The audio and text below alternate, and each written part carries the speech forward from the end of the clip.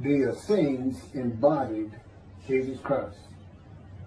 The story of Jesus most likely began around 100 years before the story begins, with his birth at the beginning of the Common Era. The first written version of the story is the Gospel of Mark that dates from 70 Common Era, about 40 years after the story says Jesus died. This is also the time of the Jewish revolt against Rome and the defeat and expulsion of the Jewish people from the Promised Land. The knowledge of the Hebrew Bible in a time of illiteracy indicates that the Gospel of Mark was written by rabbis, or very learned men in Judaism.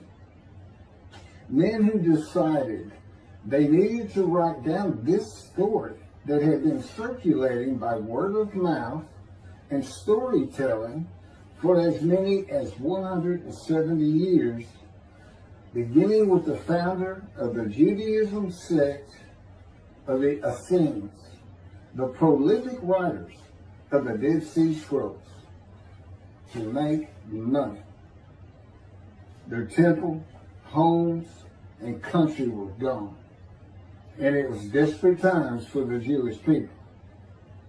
The name of the founder of the Essenes was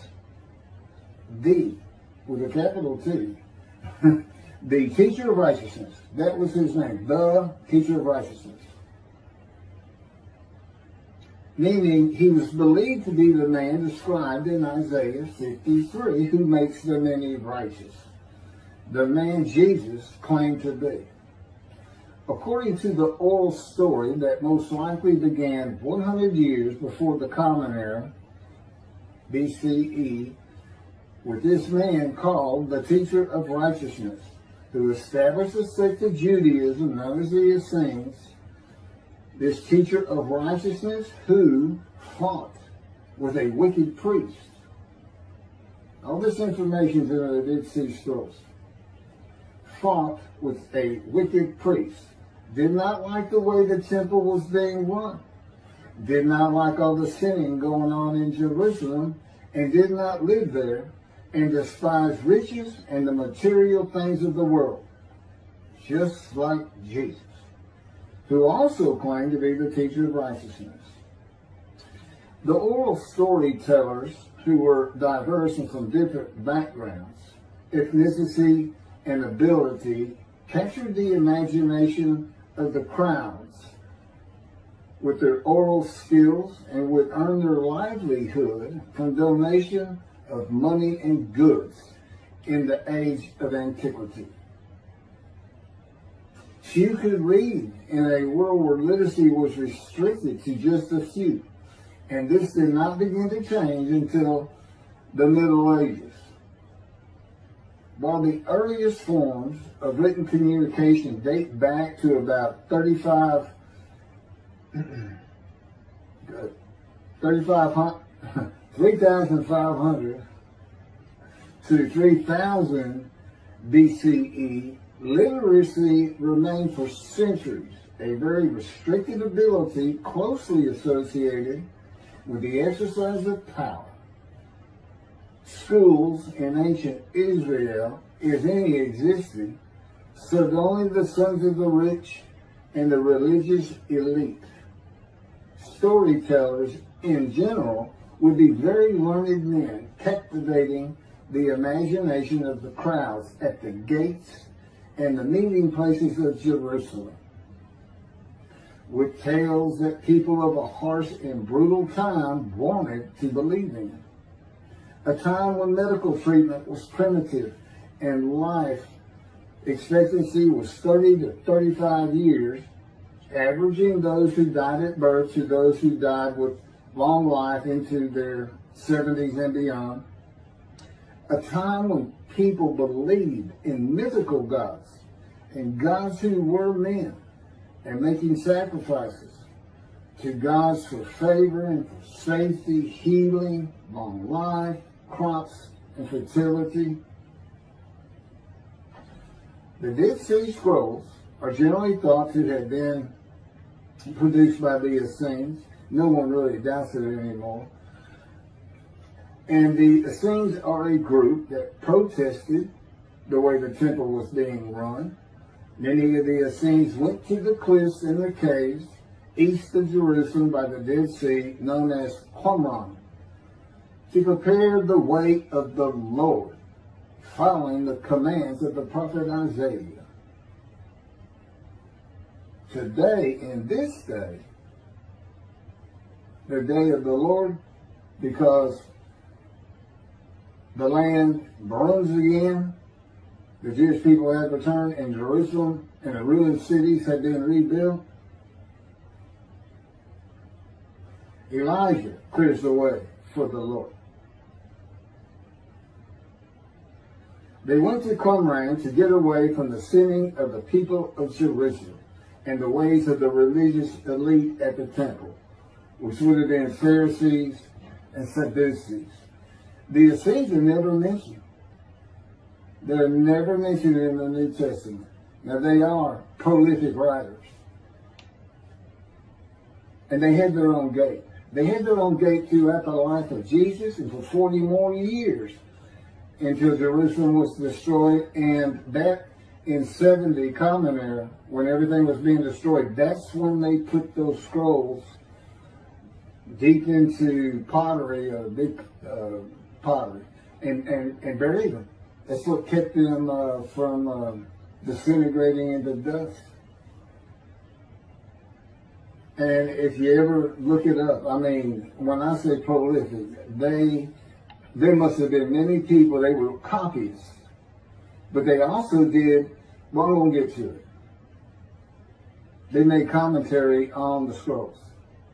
One of the first leaders of the Qumran community, again, was the teacher of righteousness, identified in the Damascus document and the Habakkuk Pesher. A Pesher is a type of commentary in Hebrew.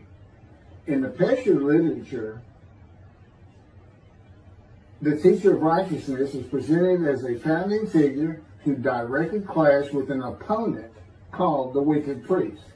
Of course, we all know what Jesus went through with the religious elite, Sadducees, Pharisees, and the high priest.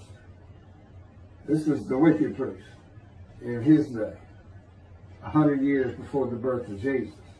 The man described in Isaiah 53 is often referred to the teacher because of verse 11, where God says, verse 11 of chapter 53 of Isaiah, where God says, "My righteous servant makes the many righteous."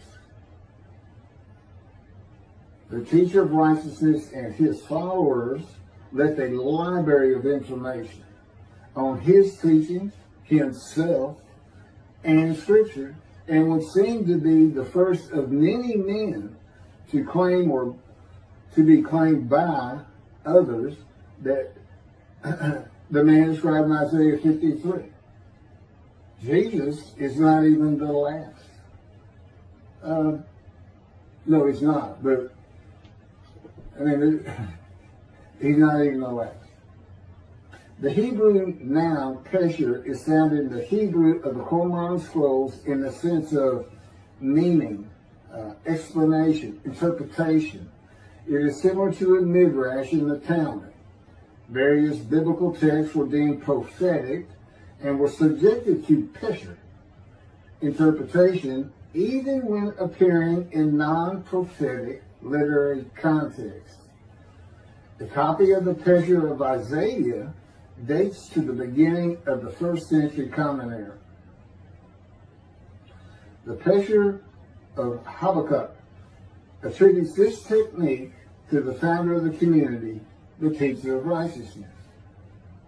In other words, this pesher was written during Jesus' life. And they had their own gate, the gate of the Essenes. The Qumran sect, like the broader Jewish movement from which it sprang, took a critical view of the established orthodoxy of its time, believing Israel to be under divine judgment, regarding itself as the true remnant of Israel and awaiting its imminent vindication at the, quote, end of days. At the end of days, evil would cease, the wicked would be destroyed, and the righteous would live under a divine blessing. This is not unlike the teachings in Judaism today of a redemption, restoration, and exaltation of the Jewish people by the world of Gentiles, the nations, with peace throughout the world. When the anointed one comes, the anointed one means Moshiach. The New Testament will say Messiah, but it just means anointed to do a task for God. And that would be from chapter 11, verses 1 and 2 of Isaiah. And the man is described in Isaiah 53 according to the sages and rabbis of the time. He was known as the leper seller. And that's because it's a man suffering familiar with disease, sickness that will bring you to grief and be exposed to death. Today we would say cancer. And he makes the many righteous by his knowledge. That's in Isaiah 53. By his knowledge. Not by his death, not by his crucifixion. Nobody dies. Exposure to death is not death. Jesus died. He was never exposed to death. He didn't get near it, that it did not happen.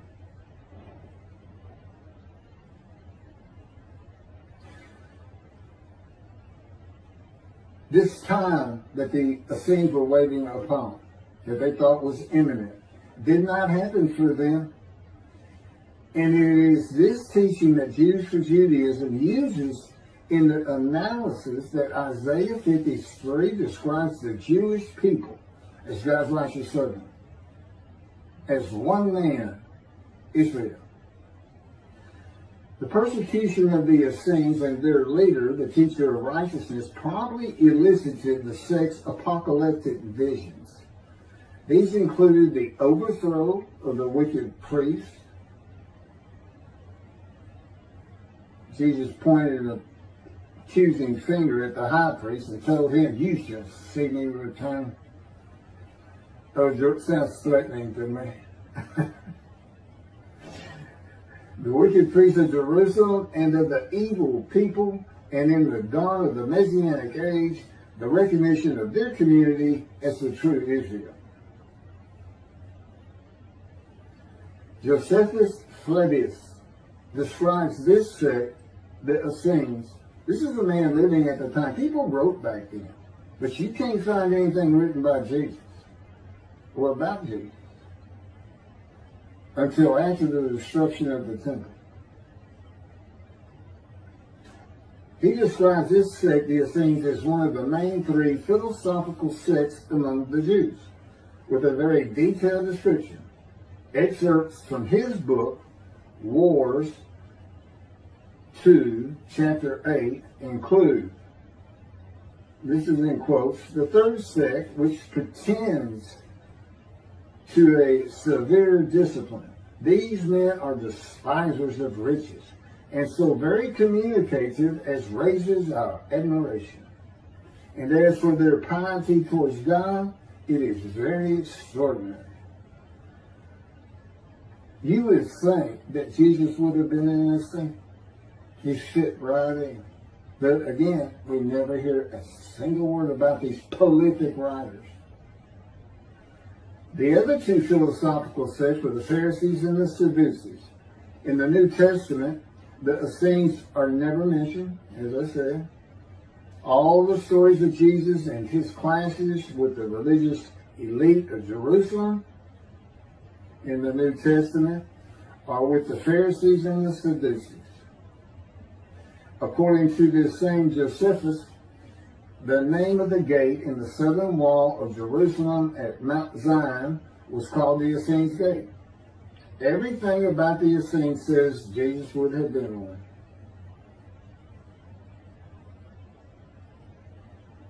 Peter and Paul, disciples later called apostles of Jesus, all said Jesus was the fulfillment of Isaiah 53.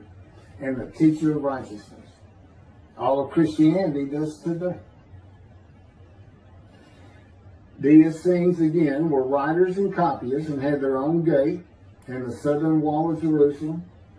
The founding leader claimed to be the righteous servant, so did Jesus. It is impossible to believe that the Essenes had not heard of Jesus. It is impossible to believe they would not have gone to Jesus to question him and verify the stories around him and his claim of being God's righteous servant and right about him. Because they believed that their founder was the Moshiach and that the end times were coming. Moshiach, anointed one, described in Isaiah 53. They were great followers of the things Isaiah had to say, and there's a picture written on it during the life of Jesus. It's impossible to believe it.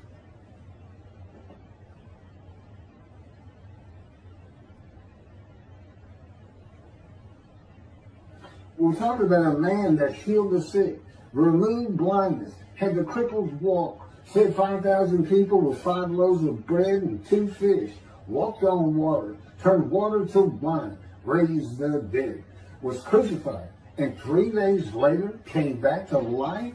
And you think these people, how about Joseph Philadelphus? Why didn't he mention that? He talks about the destruction of the temple. He was there. The Essenes were present in and around Jerusalem for 100 years before the birth of Jesus and another 40 or so years after his death at the age of 30 in the first written story of him and his life in 70 Common Era. There is not one word written by the Essenes of Jesus. There is no account in the New Testament of Jesus in an Essene. There are no writings or even a mention of him by a single person or a group that was part of his generation while he was alive. There are no writings by Jesus. And prophets of God, men of God, servants of God have been writing for him throughout the biblical times until he stopped talking to his prophets. The Hebrew Bible ended. The last prophet he spoke to, Malachi. Malachi chapter 3, the last chapter of the prophets,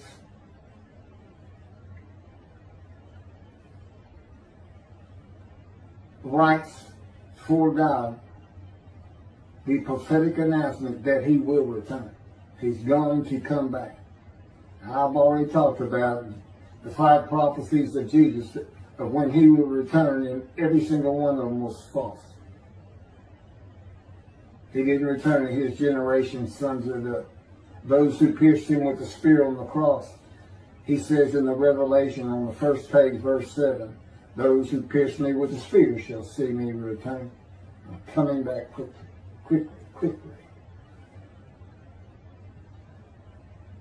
Nothing was written by his disciples. There are no writings by Herod or Pilate or any Roman newspaper, poem, or book of this man who healed the multitudes, fed the poor, walked on water, raised the dead, turned water to wine, was crucified and rose from the dead to human life, and then rose to heaven. That's what he's supposed to be returning from.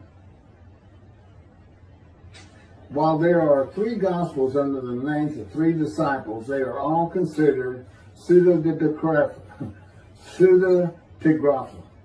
In Greek, that means falsely attributed. Writings which were attributed to authors who did not actually write them. And they were all written long after the death of Jesus, these Gospels, full of quotes and teachings from Jesus himself. Quoted parables, long speeches, Sermon on the Mount, long sermons that could not be accurate if passed by word of mouth. There is only one answer. The Essenes themselves, these writers and the storytellers of the day, have put this story together. And even though the writers of the gospel knew full well these rabbis were learned men of the Hebrew Bible, they knew it didn't really fit. But you know what else they knew? Nobody could verify it. Nobody could check them. Nobody could check them. Now, I just did a video on the deceptions. The deceptive, it covers just Matthew. And there's 3 different stories of him and deceits in every one of them that you can go look up now. You can verify these things that I'm saying. I'm quoting them. I give the chapters, the books they come from. You can see Jesus chains, circulating, verses 9 and 10, the verses, from riding in Essenes in Jerusalem and being crucified, as Jesus said all the prophets said of him, to what the prophet actually said. You can go look at it. He said he's going to go and defeat Rome, defeat the enemy in Rome, which in Jesus' time in Jerusalem, and be king of the world, which at the time would have been the nations of the Middle East. And he would tell them all to surrender. That's actually, that's part of the verse itself, verse 10. And he would defeat the enemy and have the nations surrender and be king from sea to sea, lands into ocean. You can't get more deceitful than that. You can't lie greater than that. You're manipulating Scripture, God's holy word, manipulating it, deleting a verse 10, telling your disciples, tell everybody these things. That's why he's telling them. Tell everybody these things. Going in. They're going to kill me. Okay. That's what the prophets say. Don't forget. And that's what he's doing.